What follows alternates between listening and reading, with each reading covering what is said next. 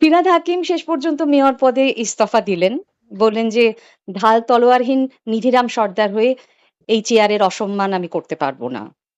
এবার বলি কেন আমি রেজিগনেশন দিচ্ছি। তার কারণ হলো ফিরহাদ হাকিম কেউ না, কিন্তু যে চেয়ারটায় আমাদের সেই সব প্রাতঃস্মরণীয় ব্যক্তিরা বসেছিলেন, সেই চেয়ারটার একটা আলাদা সম্মান আছে। আমি নিজে যখন মেয়র ছিলাম দাপুটের সাথে চালিয়েছি, নিজেই পৌরমন্ত্রী, নিজেই মেয়র। এখানে যেটা স্যাংশন সেটাই ওখানে পৌর থেকে স্যাংশন করে নিয়ে এসে কাজ করা। মানুষ প্রচুর যারা আসতেন, শুধু টক টু মেয়রে না, তাদের সাথে সাথে রিলিফ দেওয়া, এই কাজটা করতাম। এখন সেটা সম্ভব হচ্ছে না, তাই সেই চেয়ারটাকে আমি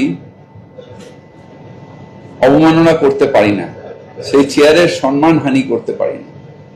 চেয়ার ধরে বসে রইলাম, ঢাল নেই তলোয়ার নেই নিধিরাম সর্দার, সেই মানুষগুলো যারা হয়তো আমার থেকেও বেশি দাপুটে ওই মেয়রের চেয়ার চালিয়ে গেছেন, তাদের প্রতি অসম্মান। এই পদত্যাগ অবশ্যম্ভাবী ছিল তো। খুব যুক্তিসঙ্গত ভাবেই সেখান থেকে সরে গিয়েছেন, তা না হলে তাকে আরো অসম্মানিত হতে হতো। হ্যাঁ, যেটা শোনা যাচ্ছে যে পুরো কমিশনার নানা কাজ করছিলেন এবং মেয়রকে জানাচ্ছিলেন না, বা মেয়র কিছু করতে পারছিলেন না, কিন্তু যে কটা পুরসভা তৃণমূল কংগ্রেসের দখলে রয়েছে সব জায়গাতেই তো একই পরিস্থিতি। একই পরিস্থিতি তো গোটা রাজ্য জুড়েই তাই, কিন্তু কলকাতা পুরসভার সঙ্গে তো অন্যান্য পুরসভার কোনো তুলনা চলে না।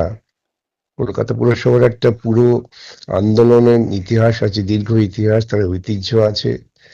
প্রকৃতপক্ষে ব্রিটিশ আমলের সময় এই সিভিল অ্যাডমিনিস্ট্রেশনের প্রতিদ্বন্দ্বিতার মধ্য দিয়ে কলকাতা পুরসভার আবির্ভাব, এটা তো বুঝতে হবে। যার ফলে তার একটা অন্য গরিমা ছিল, সেই গরিমাটা নষ্ট করেছেন যখন কলকাতার পুরসভার মেয়র তিনি চেয়ারে বসে টাকা নিচ্ছেন অন্য লোকেদের কাছ থেকে তোয়ালে মুড়ে।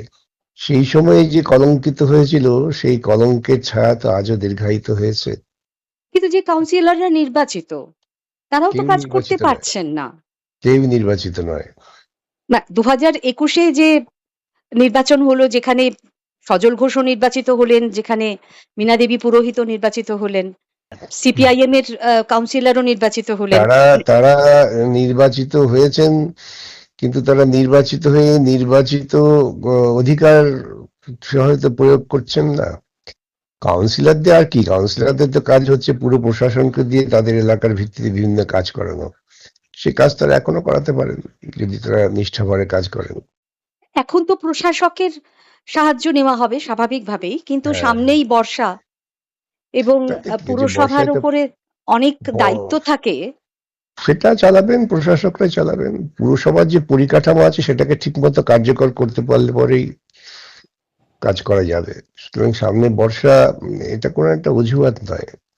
না, অজুহাত নয়, মানে পৌর আইন অনুযায়ী মেয়র পদত্যাগ করেছেন মানে পুরো বোর্ড ভেঙে যাবে এবং তারপরে হ্যাঁ, প্রশাসক নিযুক্ত হবেন। কিন্তু পুরসভা পরিচালনার ক্ষেত্রে সরকার একটি দলের এবং কাউন্সিলরদের সংখ্যাগরিষ্ঠ অন্য একটি দলের, সেক্ষেত্রে সমস্যা হয় কিনা এইটাই না বুঝতে হওয়া চাইছি। উচিত না, হওয়া উচিত না। কেন, পুরসভাকে যে কাজ করতে হবে সেটা হচ্ছে কলকাতা পুর আইনের বিভিন্ন ক্ষেত্র নির্দিষ্ট করা আছে। সেই ক্ষেত্রেই তাদের পরস্পরের কাজ করতে হবে। কাউন্সিলররা যেটা করেন, এলাকা ভিত্তিক জনসংযোগটা করতে পারেন এবং তাদের কাজ করার ক্ষেত্রে যেটা প্রাথমিক প্রয়োজন সেটা তারা প্রশাসনের সামনে হাজির করতে পারেন, সে কাজটা তারা করবেন। যদি আজকে একজন যিনি নির্বাচিত কাউন্সিলর হয়েছিলেন তিনি নির্দিষ্টভাবে পুরো কমিশনারকে বলেন আমার এলাকার এই কাজটা করতে হবে, পুরো কমিশনার সেটা করবেন, করা উচিত। ঠিকই, কিন্তু ইতিমধ্যেই অনেকে পদত্যাগ করেছেন, মেয়র পারিষদ পদে ইস্তফা দিয়েছেন। যেমন তারক সিং নেই, বলছিলেন হ্যাঁ, যে কাজ করতে পারছেন না, তিনি যাচ্ছেন, বন্ধু বান্ধবরা এলে তাদের চা পর্যন্ত খাওয়াতে পারছেন না, সেটা কারণ তাদের ব্যর্থতা। কারণ সেই অনুমতিটাই তিনি পাচ্ছেন না। এসব মানে অনুমতির দরকার কি? এটা আইনে মানে যেটা দেওয়া নির্দিষ্ট হচ্ছে না, করা বলা হচ্ছে, হচ্ছে যে না বারণ আছে বা সেটা যখন বারোর আছে বলা হচ্ছে, তখন তার তো দায়িত্ব পড়ে সেটাকে প্রতিষ্ঠিত করার, কাউন্সিলর কমিশনারকে ডেকে ধমক দেওয়া যে আপনি কেন বাধা দিচ্ছেন। যেটা আইনে করার আছে, মেয়র ইন কাউন্সিলের সদস্য হিসেবে তার যে অধিকার, সে অধিকারকে করতে দিচ্ছে না বললে হয় নাকি? এটাই তো লড়াইয়ের একটা জায়গা হওয়া উচিত ছিল, সেটা তো করলেন না ওরা। কিন্তু সেটা নিয়ে তার একটা আক্ষেপ বলুন বা নালিশ বলুন যে দলীয় নেতৃত্ব, সেই নেতৃত্বের কাছ থেকে কিন্তু আসলে কোনো এরা রকম সহায়তা আসছে না, কোনো নির্দেশ আসছে হ্যাঁ, না, নেতৃত্ব আসলে পাশে নেই। কথা হচ্ছে যে প্রত্যেকে নিজেই তো নেতা, আবার নেতৃত্বের পাশে নেই মানে, এই কথাগুলো হচ্ছে নিজেদের ব্যর্থতা ঢাকবার একটা অপকৌশল। আসলে এরা এত সকলেই বিভিন্ন দুর্নীতির সঙ্গে যুক্ত হয়ে পড়েছেন, নিজেরা নিজেদের মধ্যেই আশঙ্কায় ছিলেন যে কখন আমার বিরুদ্ধে না একটা এফআইআর হয়ে যায়। নিজেরা নৈতিকভাবে অধঃপতিত ছিলেন, তো যার ফলে এটা হয়েছে। পুরসভার নির্বাচন না হওয়া পর্যন্ত, মানে আপনাকে এর আগেও জিজ্ঞেস করেছি যে কোনো অচলাবস্থা হবে কিনা, আপনি তখনও বলেছিলেন যে অচলাবস্থা হওয়ার কথা নয়। হুম, মানে এখনো কি তাই বলবেন? একদম। আমাদের আইনের স্ট্রাকচারটা এমন ভাবে আছে এবং আমাদের পুরসভার অ্যাডমিনিস্ট্রেটিভ স্ট্রাকচারটা এমন ভাবে আছে যে নির্বাচিত প্রতিনিধি না থাকলে অচল হয়ে যাবে, এটা ভাবনার কোনো কারণ নেই। তার মানে নাগরিক পরিষেবার জায়গা থেকে বা অন্যান্য যা যা পুরসভার কাজকর্ম, সেক্ষেত্রে কোনো অসুবিধা হওয়ার কথা নয়। কোনো অসুবিধা হওয়ার কথা নয়। মানে আপনার কি মনে হচ্ছে তৃণমূল কংগ্রেসের এখনকার যে পরিস্থিতি, আমরা দেখতেই পেলাম যে ৬০ জন বিধায়ক আলাদাভাবে দল হয়ে গেল। তারা তৃণমূল কংগ্রেসই আছেন, কিন্তু বিরোধী দলনেতা হয়ে গেছেন। সেই দলনেতা আবার তৃণমূল সুপ্রিমোর নির্বাচিত দলনেতা নন।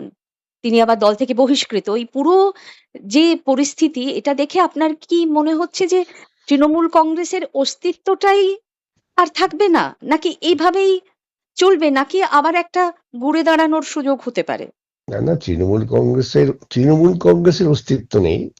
তো যারা নির্বাচিত হয়েছেন তৃণমূল কংগ্রেসের নামে, তারা বিভিন্ন রঙের জামা পরে গেরুয়া শিবিরের আশেপাশে ঘোরাফেরা করবেন।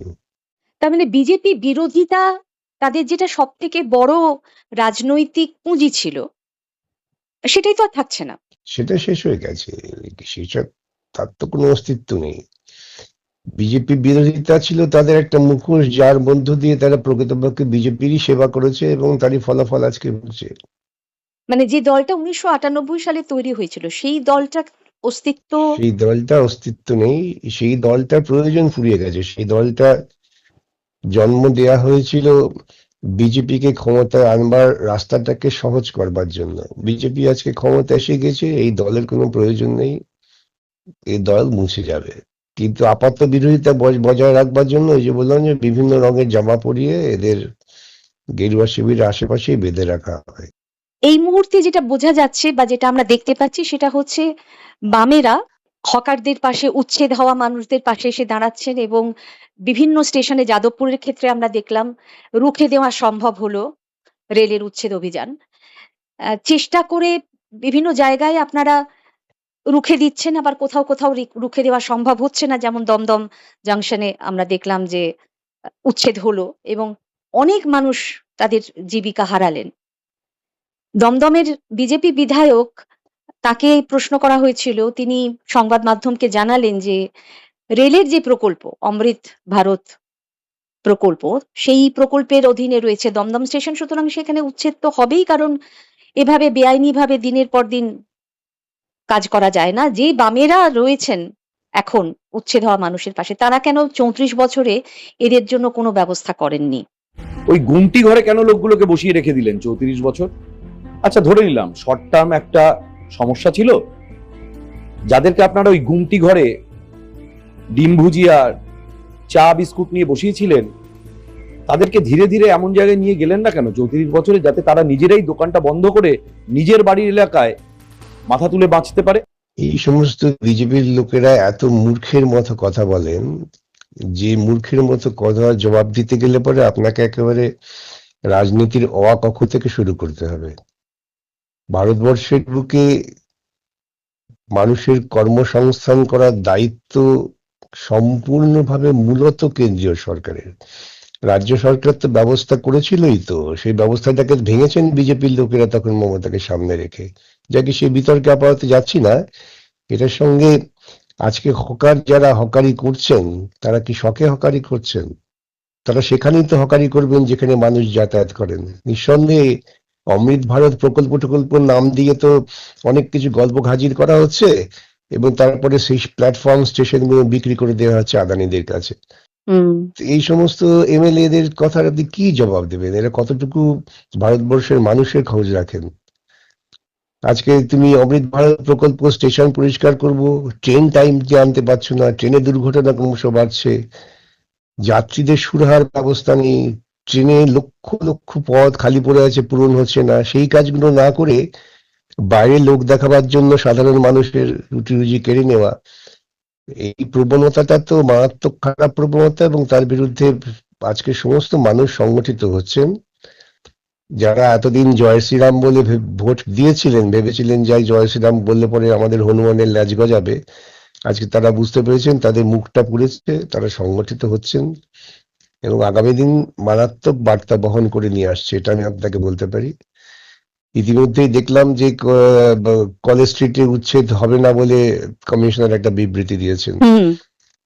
এরকম সর্বত্রই ধীরে ধীরে মানুষকে সংগঠিত হতে হবে। দুটোর মধ্যে ঠিকই। একটা সামঞ্জস্য বজায় রাখতে হবে, জরুরি প্রয়োজন আর মানুষের জীবিকা, এটা তো মাথায় রাখতে হবে। এত লক্ষ লক্ষ মানুষকে, যেখানে বেকারত্ব এত বেশি এই দেশে, সেখানে নতুন করে লক্ষ লক্ষ মানুষকে বেকার করে দেওয়া, এটা তো অর্থনীতির পক্ষেও শুভ হতে পারে না। মানুষের দৃষ্টিটাকে তারা এই দিকে ঘুরিয়ে দেওয়ার চেষ্টা করছে। এই দেখছেন না, আমি তো একটা পোস্ট করেছি, 15 লক্ষ কোটি টাকা হুম। হাফিস হয়ে গেল। ভারতবর্ষে কোনো সরকার আছে বলে মনে হচ্ছে? এবং এলআইসির মতো একটি সংস্থা, যেখানে সাধারণ মানুষের এত সাধারণ মানুষের সঞ্চিত অর্থ সেখান থেকে লোপাট হয়ে যাচ্ছে। আন্তর্জাতিক বিচারে ভারতবর্ষ প্রেস স্বাধীনতার ক্ষেত্রে একেবারে নিচে চলে গেছে। সেই তো। সমস্ত press, principal media, mainstream media কিনে নিয়েছেন আদানি আম্বানি, যাদের কাছে ভারতবর্ষের সম্পদ বিক্রি করে দেওয়া হচ্ছে। তো মানুষের মধ্যে এই সংবাদ পৌঁছচ্ছে না, আর যখনই কিছুভাবে পৌঁছচ্ছে তখন তাদের দমন করার জন্য চেষ্টা হচ্ছে, দেখছেন না বিভিন্ন জায়গায়। ফলে আপনাদের দায়িত্বটা কিন্তু এখন অনেক বেড়ে গেছে। অনেক বেড়ে গেল, অনেক বেড়ে গেল। সাধারণ মানুষের, বঞ্চিত মানুষের জন্য আমাদের লড়াইয়ের পরিধি অনেক বিস্তৃত হলো।